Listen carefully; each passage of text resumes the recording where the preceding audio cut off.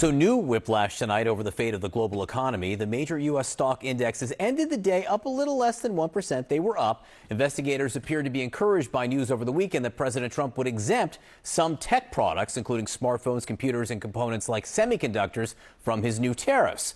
But would the market have had an even better day if the president himself hadn't subsequently poured cold water on the whole thing? Mr. Trump posted online yesterday that nobody is getting off the hook and that additional tariffs on what he calls the whole electronic supply chain are still a possibility. And late tonight, breaking news from Reuters and the New York Times that the administration is indeed taking formal steps to impose tariffs on the pharmaceutical and semiconductor sectors. Here to make sense of it, or try, Richard Quest, editor-at-large at CNN Business and anchor of Quest Means Business and CNN International, and Anna Swanson, reporter on trade and international economics for the New York Times. And Anna, let me just start with you on this news, because it was a formal step taken by the Secretary of Commerce investigating the national security impact on pharmaceuticals and semiconductors. What exactly does this mean, and how quickly will tariffs follow? Yeah, so this starts a process where the Trump administration is going to investigate whether imports of both drugs and computer chips and products that have computer chips in them are a threat to U.S. national security. And then that could result in tariffs at some point down the line. We don't know exactly how long that investigation will take, whether that will take, just a matter of weeks or longer. But the president has signaled pretty clearly that these investigations are going to result in tariffs. So that is certainly something we expect to see. Yeah, to that end, Richard, let me play something that the president said in the Oval Office today. We don't make our own drugs, our own pharmaceuticals. We don't make our own drugs anymore. The drug companies are in Ireland and they're in lots of other places, China. And all I have to do is impose a tariff. The more, the faster they move in. The higher the tariff, it's inversely proportional. The higher the tariff, the faster they come. Is that the way it works? Well, it's straightforward economics. If it's more expensive to make it there, you'll make it here. I mean, if the pain is greater there, you'll bring it back. What's interesting about this is, I think the president's got a valid point, that the amount of pharmaceuticals made outside of the United States is quite vast, but for valid reasons, because economically it was cheaper under the idea of, where do you manufacture that is the most economically efficient? So it was in India and it was in other parts like Ireland and those sort of parts. But the US has woken up to the fact that they do need to onshore or friendshore more of the pharmaceuticals back. But I'm not sure this is the right way to do it. Anna, what does China think about all this? Specifically, the carve-out for phones and electronics over the weekend, then saying, oh, it's not a carve-out. But what are they supposed to take from this? Well, there has been a lot of changes to tariff policy, really, very substantial and kind of extreme moves unfolding over the past week. And I think, what China might take away from it is that the pain points in the United States and for the presidency are now quite obvious. It seems like the president has moved in response to turmoil in the bond market, the stocks and financial market. And also it seems like pressure from tech CEOs, concerns potentially about raising the cost of electronics for consumers.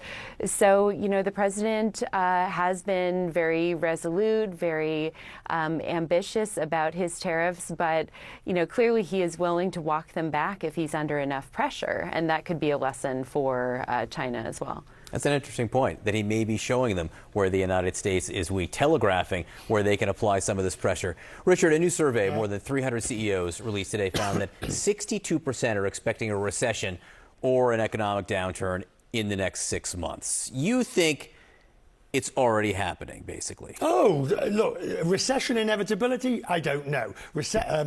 Serious downturn? Yes. Highly likely for a recession? Very probable, because the ingredients of this are now in there. I mean, the big mixture has been put in there: tariffs, slowdown, confusion, chaos, federal government layoffs, worries about jobs. It's all now being mixed in. This is actually baking. Larry Fink summed it up. He said the economy is already slowing. It's going to be very difficult now to reverse it because consumers are seeing what's happening. A downward spiral has begun that's going to be very difficult to reverse. And at some point, that recession becomes inevitable. I don't know whether we're there yet. I don't think anybody does. But we are well and truly on the track to it. Richard Quest, Donna Swanson, thank you both so much for being with us. Senator Kennedy, always good to have you. Thank you, sir. Your state exported $10 billion worth of goods to China just last year, more than it shipped to any other country. In 2023, Louisiana's overall export of goods accounted for more than 30% of your GDP. This is all according to the Office of the U.S. Trade Representative. How worried are you about this trade war with China and its potential impact on the jobs of hardworking families in your state? Well, we don't know yet.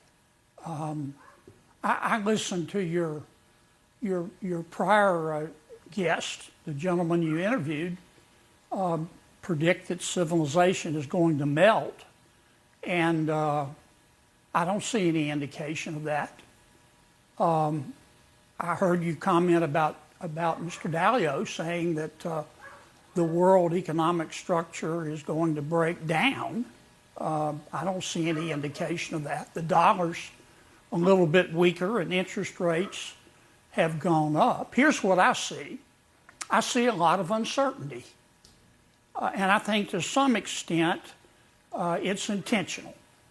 If you listen to the president's aides weekend before last and then listen to them this weekend, you don't have to be Einstein's cousin to figure out they were saying things that were inconsistent. Now, that raises one or two possibilities to me.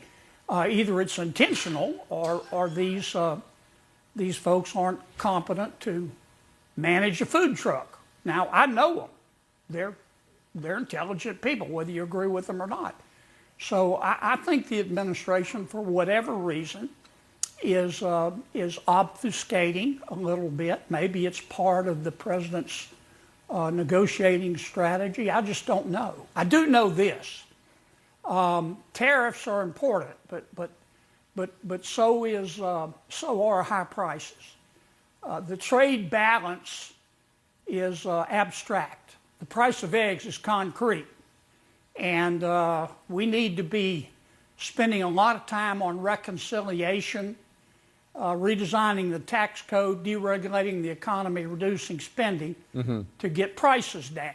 That's it. Is at least as important as tariffs, in my opinion. Well, let's talk about the so-called big, beautiful bill President Trump is urging Congress to pass, which will lay out most of the president's agenda, including tax cuts that you just mentioned, additional border security, and more. The House of Representatives passed its framework last week. You're now calling for a 60-day deadline to hash everything out before calling in President Trump. Senator Lindsey Graham of South Carolina, he wants to get the bill to the president by Memorial Day. Are you confident that the House, the Senate, and the White House can make a deal on what should be included? Here's what I think will happen, for what it's worth. And before I leave the subject, just remember, Jake, there's no tariff fairy that you can go to get instructions on how to do this. This stuff's more art than science, and I think we're living that experience. Now, to answer your question, Mike Johnson did a great job getting the House on board. Here's what I predict will happen. Mike and John Thune in the Senate will give their bodies 30 to 60 days to try to come to a consensus on what's going to be in the bill. We won't. It'll be like herding butterflies. We'll end up having to go to the president, and this isn't necessarily a bad thing, and say, Mr. President, arbitrate this. Tell us what you think should be in, what should be out. And then President Trump is going to have to go sell it. Otherwise, I think we could spend a year on this and get nothing done. Sometimes we do spend a year and get nothing done. That's not a good thing. I mean, the economy needs a little boost right now in light of all the tariff uncertainty and the reconciliation bill, and designing a tax code to stimulate growth, and designing a tax code that looks like somebody designed it on purpose can fit that bill, in my opinion. So you just talked about the need for President Trump to explain whatever is agreed upon. I have heard from Republicans on this show and others saying that they didn't think President Trump, as great as a communicator as they think he is normally, fully explained what he is trying to do with these tariffs. In other words, yes, he has talked a lot about tariffs, but the idea that he is seeking to reshore manufacturing to the United States, and that this is going to be a difficult period, and that there are going to be higher prices, and on, that has not been, in their view, adequately communicated to the American people. What do you think? Well, here's what I think. I see what you see. I think I know what's in the president's heart, but I don't know what's in his head. The people you're talking about are right. The administration has not given one clear rationale for its tariffs. I think that's intentional.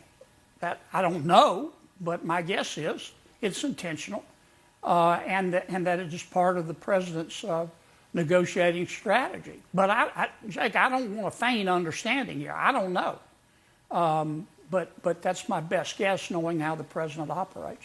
Republican Senator John. I mean, the president believes. Go ahead. I was just going to say the president believes if you're going to be a bear, be a grizzly. Like him or dislike him, agree or disagree. Right now, he's being a grizzly. Republican Senator John Kennedy of Louisiana, thank you so much. Always good to have you on, sir.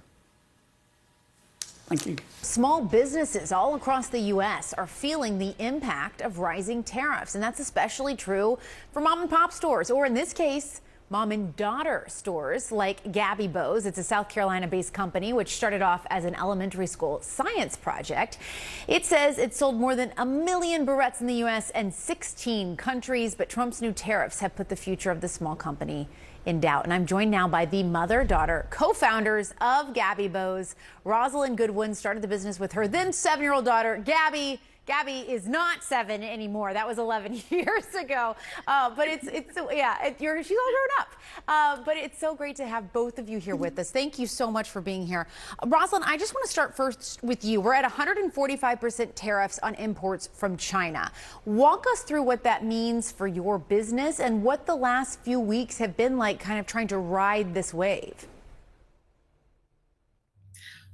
Well, last fall, we got a dream retailer opportunity of a lifetime. When we started, our tariffs were at 5.3%. And when we signed the deal, they were at 25.3%. And just to give you an example, I woke up to an email from our manufacturer in China asking if they were ready for us to go ahead and proceed with mass production. I told them yes, in order to get these barrettes to our retailer in time. I got on social media and saw that it was 145%. I immediately emailed our manufacturer back and just said, wait, I got to look at these numbers again. It is, we went from having to pay less than $1,000 in tariffs to now almost $6,000 in tariffs, which is more than our order. So it has just been very unpredictable. And that can be very stressful for a small business. Absolutely. And so I just want to make sure I'm understanding your math right. You're saying $6,000 in tariffs. That's more than you're going to pay just to produce everything for your order itself. Right. My order was just $3,800. So, yeah. Wow. And Gabby, for you, I know you guys have grown this for 11 years now. I know you guys are talking about being in your dream retailer. It sounds like things are going in the right direction. You've worked really hard. For this moment of uncertainty, this feels just like the worst timing for you. Yes, it definitely does. I mean, being able to have this amazing opportunity, but having such limitations towards it is really sometimes unsettling. Like, you want to be able to celebrate, but at times it's like you don't know if it's going to work out and you don't know if it's taking a major risk. And obviously being able to manufacture overseas, we've been trying to get these barrettes, these double-faced, double-snap barrettes manufactured in the U.S. for about 8 years. But it's been so much hassle trying to get that. A lot of people, once we're negotiating, start telling us that we need to continue to do it overseas. So it's just a lot of back and forth for a lot of years that has kind of built up to this moment, which is kind of unsettling, as you mentioned, as we've been able to kind of grow this dream, but not necessarily know if it's going to work out or not. Yeah, and Rosalind, as Gabby was saying about production, Obviously, one thing that the Trump administration wants to do is bring manufacturing and production of goods back to the U.S. It sounds like you all have been trying to do that for a while, but that it's really difficult. What do you think of that proposition, and does that seem realistic for you? Well, we've tried, as Gabby mentioned, for the last 8 years. We've talked to U.S.-based manufacturers. I was just on the phone with one on Friday who's getting me quotes. The problem is everyone that we've talked to is getting us quotes has said that we have to increase the cost of this pack of our guaranteed anti-slip double-face barrettes from $4 to $10 to $15. And we can't pass that price increase onto our customers when our competition is usually about $1 or $2. So it's unrealistic for a low-cost product. We are grateful that our retail partner is trying to work with us to try to get this first purchase order done, which is due in July. But it does leave a lot of uncertainty for any future purchase orders with this dream retailer. Yeah, certainly. All right, so Gabby, what comes next? What do you guys do to try to kind of, walk through this uncertain time? Yes, I think just really being able to lean on our customer base, leaning on the connections that we have, and making sure that we are not just, worried about these products that we're trying to come out with and manufacture, but also lean on the other amazing products that we have coming in store. I am about to be, or am, an author of my first book that comes out in May of 27 with HarperCollins. So that's something to be excited about. But just being able to continue to advocate for not just us as small businesses or small business owners, but so many small business owners here in the United States who are facing a lot of uncertainty because of these tariffs, and really making sure that we are being that voice and being that advocate for people who are just like us as well. Yeah, I think there are so many people out there, mothers, daughters, fathers, sons, companies that have been in families for a long time or brand new ones, small businesses that are facing exactly what you guys are right now. We wish you the best. Rosalind and Gabby, thank you so much. Prepare to be fooled. That is the warning tonight from Morgan Stanley as Trump may hand out new exceptions to his tariffs. First electronics, now suggesting he might ease tariffs for some automakers. I'm looking at something to help some of the car companies. Look, I'm a very flexible person. I don't change my mind, but I'm flexible. And you have to be. Sounds contradictory. Ever since Trump launched his trade war, he has in fact changed his mind, whether it's on reciprocal tariffs, a pause on smartphones and computers, and now possibly cars as well. That is why a strategist for Morgan Stanley writes, quote, investors should prepare to be fooled many more times. If a master plan exists, it's unlikely to work in the way the U.S. administration envisions. And Trump's plan is evolving as the markets swing. Here was Trump today. Stock market's up. The stock market's up today. We had the largest gain in the stock market in history on every single category last week. They went down a lot before that. The markets may have been up today, but they're still down more than 4,000 points since Trump threatened his trade war. And today, China's president sent Trump a message in a new editorial, writing, quote, trade war and tariff war will produce no winner, and protectionism will lead nowhere. Out front now, Dan Ives, veteran tech stocks analyst Peter Tuchman, longtime Wall Street trader, and Rana Foroohar, CNN economics analyst and Financial Times columnist. Good to have you all on. Peter, if I could begin with you. So the market went up today, but the dollar dropped again. Still those concerning signs in the bond markets. Is it correct to say, as Trump claims, that, well, the market's fine with this now?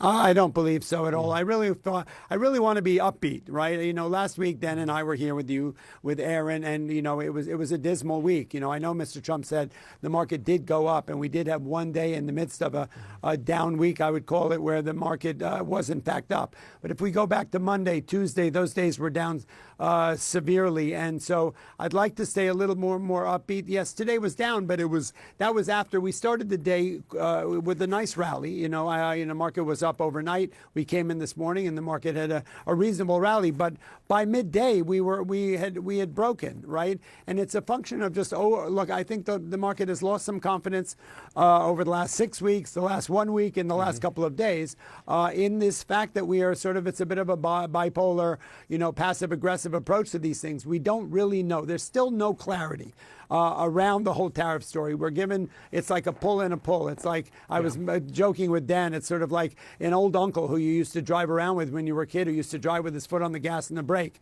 and you're constantly going like this. That's kind of where we are. And so the market is, think about it. We've got traders in the market since COVID, 50 million new young traders, retail traders. They're hedge funds, they're institutions, and so everybody's trying to position themselves on how to navigate this market still.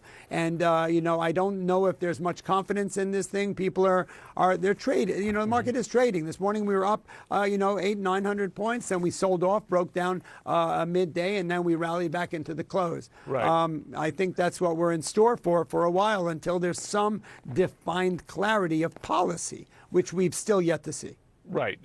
In fact, we've seen a lot of defined confusion. Rana, you've written that the U.S. is taking on the qualities of an emerging market now because of that confusion and back and forth. Explain how.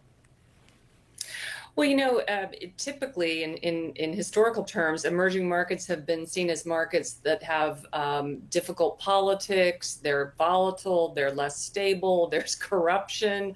You don't know what's going to happen from one day to the next, and often they're run by a kind of cult of personality figure. And frankly, that's kind of what we're seeing in this administration. It's interesting, too, that quantitatively there's data to show now that the U.S. political risk levels, as measured by a variety of analysts, are correlating with asset prices and with the dollar in the way that emerging market values often run. Typically the fact that this was the USA and the dollar is the reserve currency kind of gave us a get out of jail free clause, even when politics were rough and more partisan as they have been in the last few years. But in Trump, too, that's starting to change. And you really are seeing investors start to say, wait a minute, this is not the America we've known for the last half century. This is a different country. Dan, hours after trade exemptions for electronics like laptops, smartphones were announced, the Commerce Secretary then said they're only temporary, noting they're still subject to a 20% tariff. I wonder how tech investors are seeing this, right? Because I've been reading about questions about Apple. I mean, Apple stock recovered, but it seems like some investors wonder what the long-term outlook is if these exemptions indeed are temporary only. Yeah. It was a dizzying weekend, right, in terms of news, because it started with exemptions, and then ultimately, what Nick and others talked about in terms of the different brackets or buckets. Look, I think the reality is that the China reciprocal, the 145%, that would have been the gut punch, the Armageddon for tech names. They needed to separate them out. They did in terms of this other bucket, and that's viewed as a net positive because it basically got them off the cliff. But now in terms of the next month or two, in terms of what those tech tariffs are going to be, that's a question mark. But look, our view is you're going to have negotiations. And the reality is the 10-year, you talked about the 10-year and the weaker dollar and the markets are going to dictate ultimate policy, and they're going to have to get some sort of negotiation. The thing is, though, Peter, businesses need clarity, not just for the next 72 hours, right? They need it for months and years so that they could figure out what it's going to cost me to make a car, right? Like where am I getting the pieces for this? And therefore I could figure out what to charge for it and what my profit margins are going to be, et cetera. I mean, how can investors settle with this kind of one day it's this, next day it's that? I may make 70 trade deals in the next 60 days. I mean, it just doesn't add up for anybody who writes stock reports, I imagine.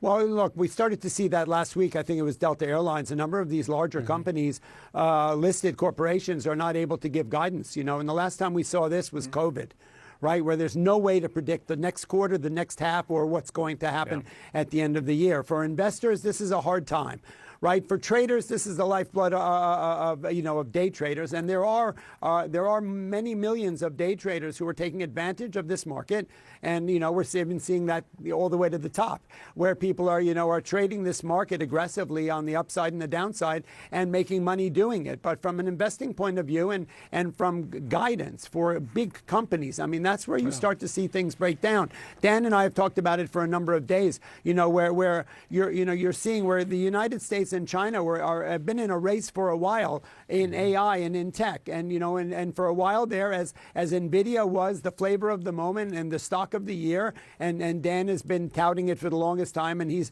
a master in the tech sector. There's nobody like him, and you've been talking about CapEx and how that sector has been the high flying master of the last couple of years. It's not been the only thing, but it's helped the market come through. 2023 and 2024 we're up double digits, respectively, and now we're getting. I was joking with Dan. We were looking like we were going to head towards hanging out with the Jetsons. Anybody who's my age will remember the Jetsons. Flying around with George and Elroy, and now it seems like we may be hanging out with the Flintstones, and because we're just getting knocked back down and not all the way to the. I get it.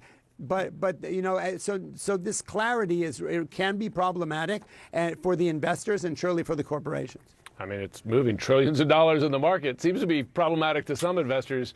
Before we go, Dan, Chinese President Xi Jinping, he's in Vietnam signing deals, right? I mean, the concern has been that trading partners of the U.S. are like, actually, I'd rather trade even with China under these circumstances. I mean, even the EU was talking to China about EVs. Is that where this is going? Does China fill that void? This is a game of high-stakes poker. And ultimately, when you look at Vietnam and other countries, that's what's going to be playing out here between China and the U.S., and ultimately it's the economy and the consumers, and obviously these tariffs front and center. But this is going to be a volatile, as Tuckman talked about, this is going to be a volatile few weeks, few months. No company's going to really give guidance. Yeah. Buckle the seatbelts. That's our opinion, but at least a step forward today versus some dark days last week. Rana, quickly, can Donald Trump kind of charm his way out of this one? Or does he need to announce some bill of goods, right, for how this is going to go going forward? Oh, man, he definitely can't charm his way out of it. I mean, waging a trade war on the entire world, adversaries and allies all at once, the trust is gone. I mean, and the fact that, you had him pulling back the tariffs as his USTR, Jameson Greer, was in Congress arguing for them. Other countries look at us and they just say, what the heck is going on? Yeah. They are moving. China is going to be the winner here, is the long and short of it. I mean, this is now their game to lose. And it's, I'm not optimistic about the U.S. economy right now. Dan, Peter, Rana, thanks so much. President Trump is defending his 25% tariff on steel imports, claiming they're bringing trillions of dollars of businesses back to the U.S. This comes as the impacts of those tariffs are already being felt in places like Ohio, where many workers rely on the steel industry. Jason Carroll is out front. I'm very optimistic, and I agree. You're optimistic? I am. I'm extremely optimistic. Optimistic? Not the word some might use to describe their outlook on the economy, given all the back and forth with tariffs. But here at Swanton Welding, just outside Toledo, Ohio, the company's owner, Norman Zeiter, says thanks to Trump's tariff tactics, he and his workers are feeling good about the future of the business, despite all the ups and downs on Wall Street. Wall Street affects us to a certain extent, but not a lot. Welders like Ethan Sanderson also feeling bullish, hoping all that is happening with tariffs will eventually mean more work and income for people like him, which cannot come soon enough, given he's about to be a new father. Once everything gets sorted out, that it'll help us out in the long run. Swanton Welding has been a part of this community since Zeiter's grandfather, a World War II veteran, started it back in 1956 with just $100 in his pocket. Maintaining it has been tough. The U.S. Steel and wide swaths of the manufacturing industry have been on the decline for decades due to factors such as declining demand and the inability to compete in global markets. Toledo once buzzed during the steel manufacturing heyday in the 1950s. Now, the unemployment rate is 6.6%. compared to the national average of 4.1%. We're one of the last standing ones in this area. Still standing and getting a boost from Trump's tactics. Zeider says 5 international companies have already reached out to do business. We had Italy, we had France, we had Great Britain. We had a Canadian company reach out to us. You had a Canadian company? Yeah. He says it's the first time in 70 years a Canadian company has called wanting to work with them.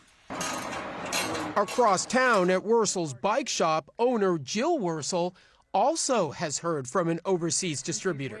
I just got that a few minutes ago before you came in, and I was reading it and I about had a heart attack. Wurzel received an email from a Taiwanese company informing her if tariffs do go into effect, she may have to pay an increase of up to 79%.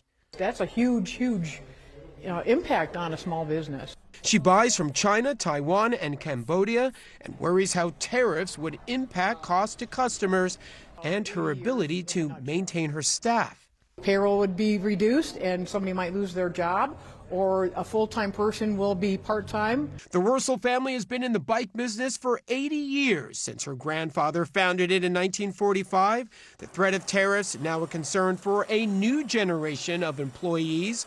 Wurzel's nephew and his wife just quit their jobs a few weeks ago to join the family business. We're a little bit nervous, but we trust in Jill. We know that she knows this business really well. Back at Swanton Welding, also a new generation, one hoping Trump's tactics will benefit their industry. Allison Fagerman is an 18-year-old welder who works with her father. I'm hoping that it gets better, and I'm sure it will. I feel like we're on a bumpy road, and eventually we'll get to a smoother road. Jason Carroll, CNN, Toledo, Ohio. Lots of family ties through the years in those businesses there.